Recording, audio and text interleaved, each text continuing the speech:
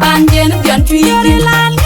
mani dai mon jora dum maju ga jemon waya ganyi Jerusalem pala tu nyare yen panjen pion twi lan mani dai mon ala dul ga yang dilawai waya ganyi Jerusalem pala tu nyare yen panjen pion twi lan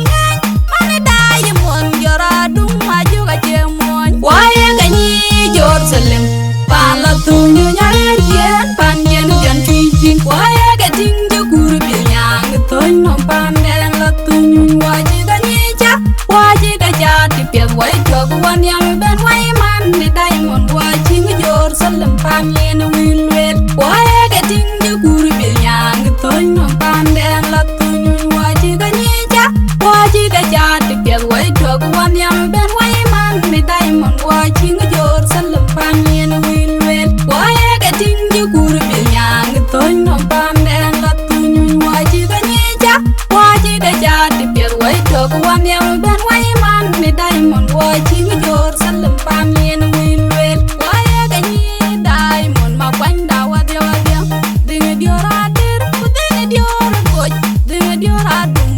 kumadi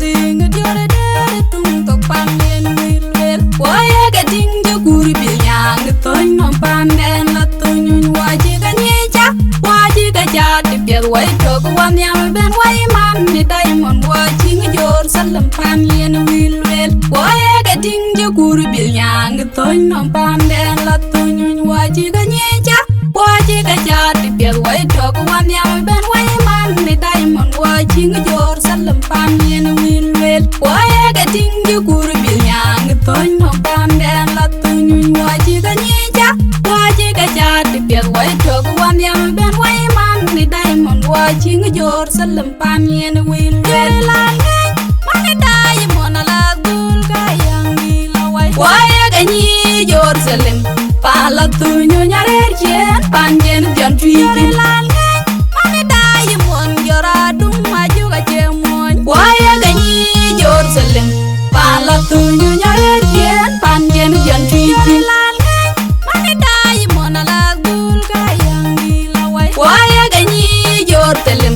pala tu nyare yen panjen pion twi mani diamond jora dum maju ga jemon waya ganyi Jerusalem pala tu nyare yen panjen pion twi waya ga tinga guru bilyang toy no panden la tu waji ganyi ja waji ga jati pet wai jog wan yang ben wai man ni diamond waji Jerusalem panyen wilwel waya ga tinga guru bilyang toy no panden la tu waji ganyi ja waji ga jati pet wai jog wan yang ben wai man ni diamond waji Jerusalem panyen wilwel waya ga tinga guru bilyang toy no panden la tu waji ganyi ja waji ga jati pet wai jog wan yang ben wai man ni diamond waji Jerusalem panyen wilwel waya ganyi diamond ma kwanda wadya wadya dinga diora dir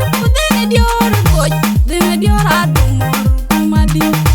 dinga diora der tum tok panyen wilwel waya ga dinga guru bilyang toy no panden la tu waji ganyi ja waji ga jati pet wai jog wan yang ben wai man ni diamond waji Jerusalem panyen wilwel waya ga dinga guru bilyang toy no panden la tu waji ganyi ja waji ga jati pet wai jog wan yang ben wai man ni diamond waji Jerusalem panyen wilwel waya ga dinga guru